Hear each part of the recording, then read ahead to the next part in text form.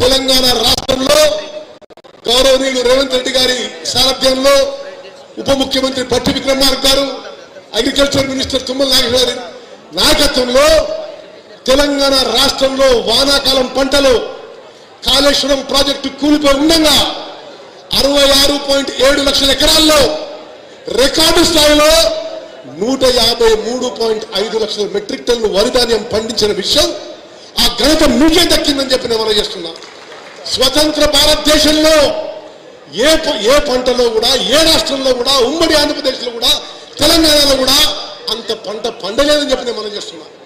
ఇది కాళేశ్వరం ప్రాజెక్టు కూలిపోయి ఉండగా వానాకాలంలో 153.5 లక్షల మెట్రిక్ టన్నులు పండితే ఇప్పుడు యాసంగి పంటలో 57 లక్షల ఎకరాల్లో 127.5 లక్షల మెట్రిక్ టన్ను వరి ధాన్యం పండింది.